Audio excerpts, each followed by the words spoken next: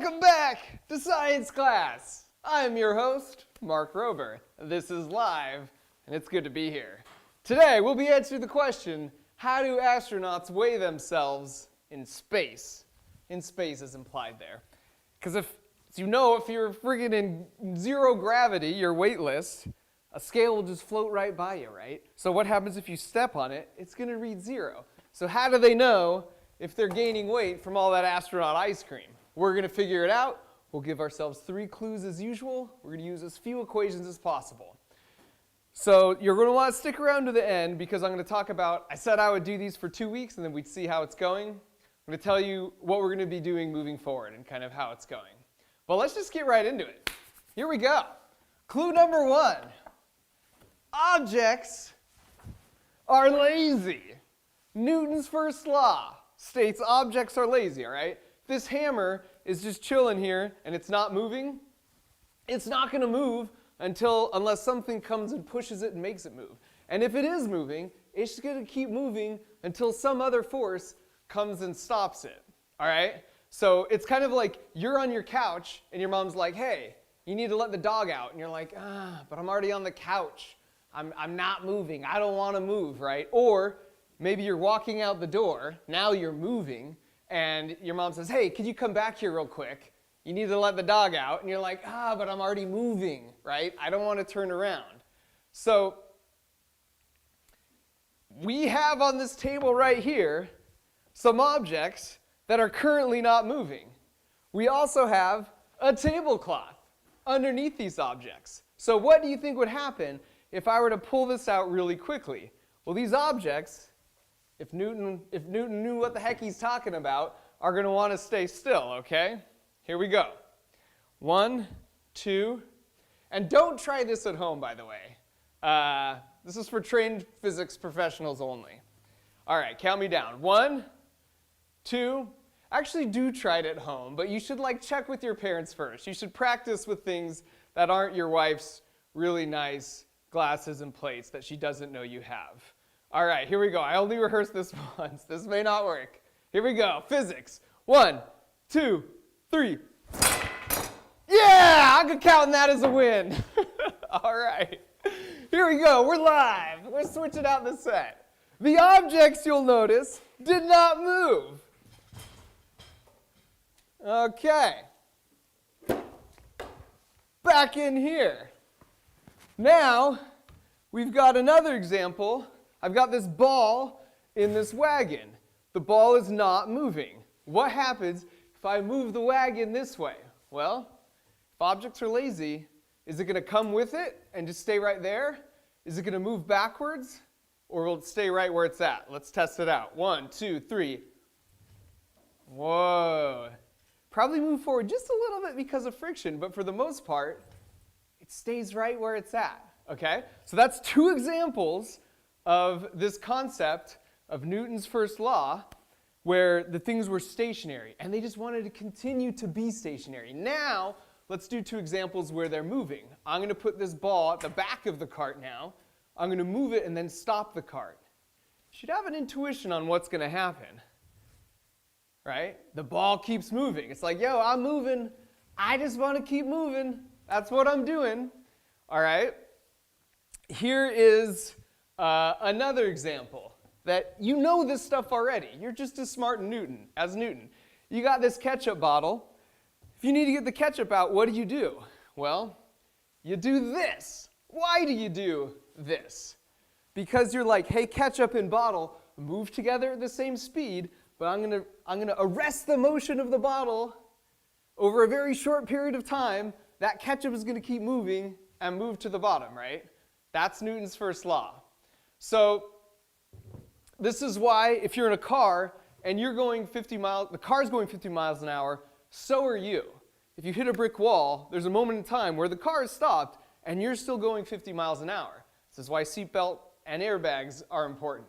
When we send stuff to Mars, we put it in this spaceship, we get it out of our atmosphere, we don't actually fire a rocket the whole way there for 9 months. You just fire it right at the beginning. You fire it, and then you glide to Mars at 25,000 miles per hour, 5 times faster than a bullet. That's like 150 football fields a second, right? You glide real fast because once you're moving, Newton's first law, once you're moving, you're going to keep moving until some force stops you from moving. We even have little motors on there. We call them like mouse fart motors. You just need a little poof, nothing much, just a little poof if you need to course correct, right? Because over such a long distance, even if you move an inch over 1,000 miles, that adds up and could mean the difference between missing Mars and actually landing. Okay, here we go. Clue number 2. We're getting close to answering this question. Good throw. Inertia. All right. What does inertia mean? Inertia is a body's ability to resist motion, right? So think of like a huge a semi-truck versus this wagon. Which resists motion easier? Which is easier to push to get going? Obviously the wagon, right? Which, once it's moving, if a big truck's coming out and you have to stop it, which is easier to stop? Well, obviously this wagon. You could have this hammer versus this big weight, right? If one of these is coming at your head, which one would you rather be? Well, this light hammer, because you could just deflect it out of the way, right? This big weight resists being moved better, so it has more inertia. So did you know that ships, big ships, cruise ships, cargo ships, when they're coming into the port, they turn off their motors when they're like 25 kilometers or 15 miles out from the port, because they just have that much inertia to slowly come to speed and to come into port. So heavier things have more inertia. And guess what? You knew this too. You are basically Isaac Newton. If I handed you this piece of duct tape and this spool of copper wire, I said, put out your hands, okay? Do this with me. Put out your hands. Imagine you've got these things. And I said, which one weighs more? What do you do? I guarantee what you do intuitively is you move them up and down, right? You go, okay, okay, okay, all right. You don't just sit them still, right? The heavier one will resist changes more.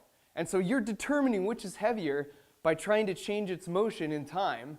The one that resists that more to your muscles is the heavier one. So if you were going to crash into me, if I was going to play football, I'm a soccer player.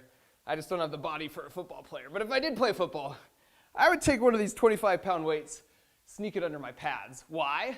That would give me more inertia, more ability to resist changes in motion. So if you ran up and crashed into me, aside from the fact that this would be hard, I feel it less, right? If a football player hits a brick wall, that brick wall ain't going anywhere. So the more mass you have, the more you resist that motion. Now, keep that in mind. We're going to do something here. Let's switch cameras. I've got a bunch of nails here. Now, lest you say these are like plastic fake nails, this is just an apple. Little Isaac Newton action. Boom, we just impaled this apple. All right, so I'm going to do something crazy. I want you to see if you can spot the cheat. I'm going to do something that seems more crazy, but in reality, it's actually making it easier on me. Okay, I'm going to lay down here. I'm going to get some help from my trusty assistants. Okay, thank you, Eli. These nails are now on my chest.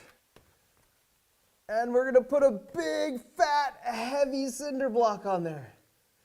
And now, my friend Alex, when I count to 3, is going to shatter that cinder block. Okay, this is live. Anything can happen. You ready, Alex? If this hurts, you're fired. Here we go. 1, 2, 3. Yeah! Physics! Okay. Now let's go to the wide camera and tell me if you were able to catch the cheat. All right? What did I put on that right at the end? I put this big, heavy block, right? Why did I do that? Well, the truth is, it would have hurt a lot more if Alex would have hit me with that sledgehammer without this brick. Why? Well, this brick has mass, it's heavy, it has a lot of inertia, right? So when that sledgehammer hit it, I didn't even feel that sledgehammer hit for a little bit because this brick was so heavy. The sledgehammer was trying to move this, and it's like, I ain't moving, right? So while it might have seemed more extreme, it actually saved me from like feeling more force, right? So here's a question. This cinder block really is heavy. In space, would it be heavy? Well, stuff floats in space, right? There's no gravity. So what's up with that? Well, that leads us to our last clue, clue number 3. The concept of mass versus weight, all right? So mass is just a measure of how much stuff is in a thing, right? How many atoms are in there, basically. So weight is how the object interacts with Earth's gravitational field, right? So basically, on Mars, gravity is 1/3 what it is here on Earth. You could dunk a basketball on Mars. On the moon, it's 1/6. So you could basically hold this pretty easy on Mars. On the moon, you could really hold it easy. But there's one thing that wouldn't change, right? If I were to hand this to you on Mars or the moon, or even on the International Space Station, I said how much it weighs, guess what you would do? You do the same thing you hear on Earth, and you would move it back and forth. That doesn't change. Whether you're in space or whether you're on Earth, yeah, it's going to be heavier due to gravity, but the mass, the ability to resist that motion, is the same, all right? So you thinking ahead? So you can't use a scale on the space station to get your weight, but there is a way to see how much mass something has, or by conversely, if you want to convert it, multiply by its gravity and know the weight. And here's a clue. Maybe you're getting close to figuring out our answer, all right? I've got this paint bucket and a spring here, and you'll see, look how frequently it goes up and down, right? Okay, now I'm going to change it with something that doesn't weigh quite as much. I want you to compare the frequency, how frequently it goes up and down. Well, this goes up and down more frequently. It has a higher frequency. We call that the natural frequency. It's proportional square root k over m. Fancy words. K basically means how stiff your spring is, and m is the mass, is what you have hanging here. So the lighter the mass, the higher this natural frequency would be. Okay, you getting it? You honing in on what the answer is? Let me show you something right here. So this is one of those things at the playground, right? Without anyone on it, this is how quickly it goes back and forth. And if I were to walk up, and of course coronavirus proof it first of all, safety first, and then I got on it, this is how it naturally wants to go back. That's a lower frequency. That's happening less frequently. And so that gives us an answer to, we'll come back to the computer. This is actually on the space station. See if this looks familiar. An astronaut gets in some device. Check him out. So they know the stiffness of that spring, and so however many times he goes back and forth, that tells you his mass. Here's another version that's more similar to the one that I was going up and down here with. So the more frequently he goes, the less mass that person has, the fewer atoms. The slower he goes back and forth, the more mass. Okay? There's another way you can do this using our good old F equals ma, which we talked about. If you were to push, let's say this is on ice, if you were to push with a known force, my arms, this would accelerate slower than, say, this lighter hammer, right? If you were to push, same muscles, my arms, same force, this is going to accelerate faster. So another way they do this is with this, an instrument like this, they know the force of that arm, and depending on how quickly they accelerate, you can back out, you could solve for what the mass is. So that is how astronauts weigh themselves. They use inertia. They use our good old buddy Newton. And you knew a lot of this stuff too. So hopefully what you didn't know though, that wireless transfer worked for my brain into yours. Knowledge transfer complete. You can rewatch that if there's some parts that you missed. All right.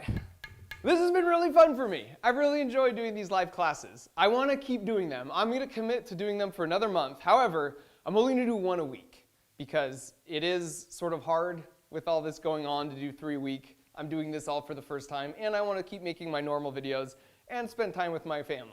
Like, the coronavirus has kind of been a bummer, but it has provided the opportunity just to hang out and spend more quality time together. So I don't want to miss that opportunity. So we're going to do them Wednesdays, 1 p.m. I'll do that at least for a month, and then once again we'll revisit. Hopefully you guys are having fun with this as much as I am. So let's look at some responses to the challenge video, then I'll give you the challenge for this week. This was amazing. Here we go.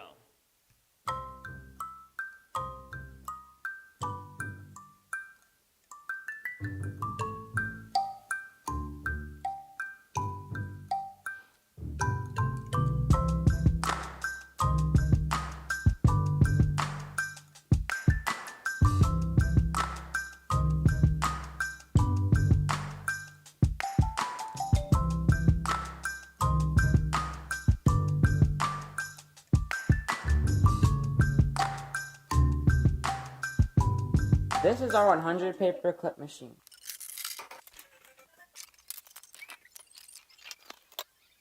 There you go. There they go.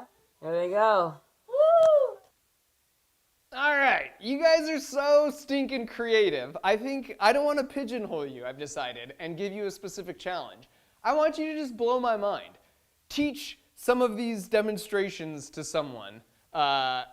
Explain to the camera what inertia is. Do some of these demos. Come up with your own demos. Just do something. Do something cool and send it to me, and I want to see it. Bose gave 8 of those nice A700 headphones to people who either shared about this class on social media or send in some of those demos. So keep up the amazing work. That's been so fun for me to see what you guys submit.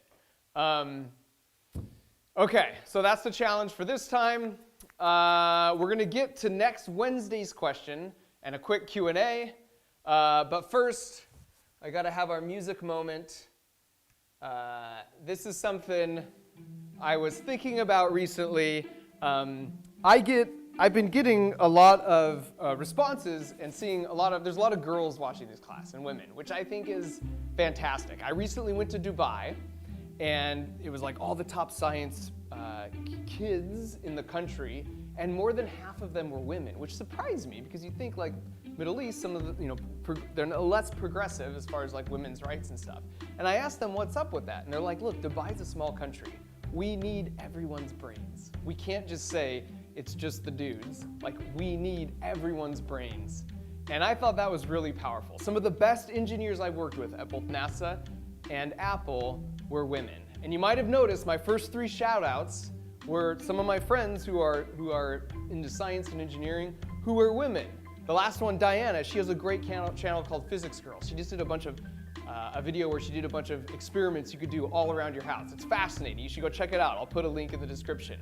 But I want the girls out there to have good role models for what you could be. The challenges we face today in the world and that we will face in the near future are too big to cast aside 50% of the equally capable brains because of antiquated social norms.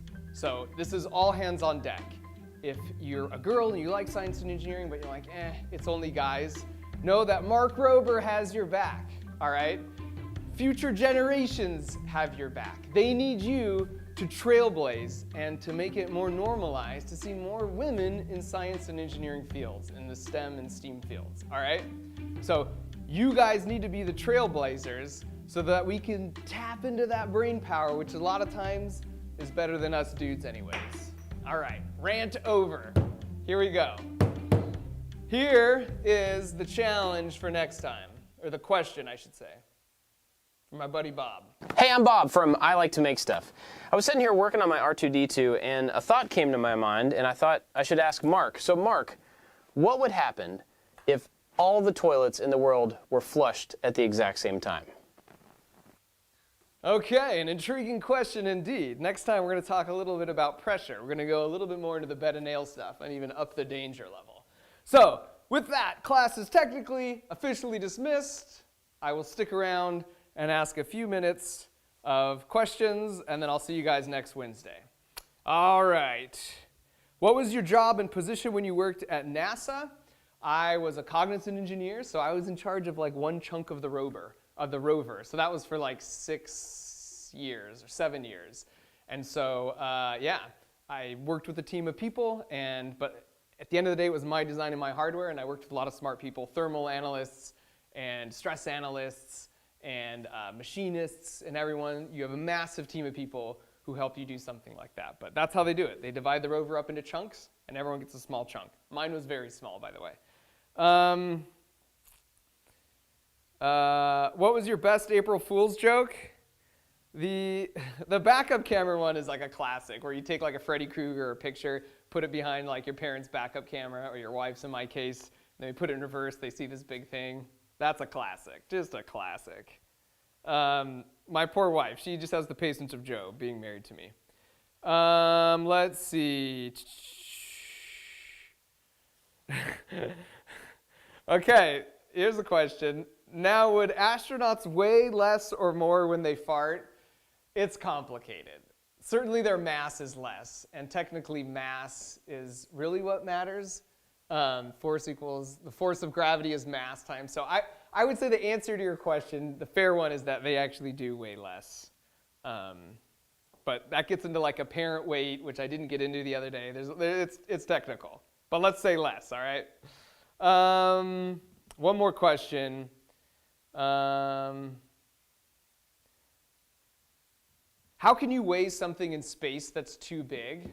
All right, let's take this. Let's say there's an asteroid going around, and well, there's a couple different ways. One, you could look at like the gravitational force. Two bodies coming together, there's a simple equation of the attraction. So you could look at how much it's attracted when it goes by Earth, how much does it move, right? That will tell you how much it bends in Earth's gravitational field, will tell you how much it weighs. Another way, you could technically, like if you have a rocket thrusters with a known force, you kind of push on them, right? In the same way, force equals mass times acceleration. You couldn't do a big spring, but if you had rocket thrusters and you pushed on that ever so slightly, you would see, especially in space where there's no air resistance, exactly how much you changed its motion due to its inertia. And from that, you could easily calculate what the mass is. All right, you guys are the best. This is really fun. I'm going to see you next Wednesday. We got some cool stuff. We'll find out what happens if everyone in the world flushes their toilets all at once. This is hardcore science. We're answering the important questions. See you on Wednesday.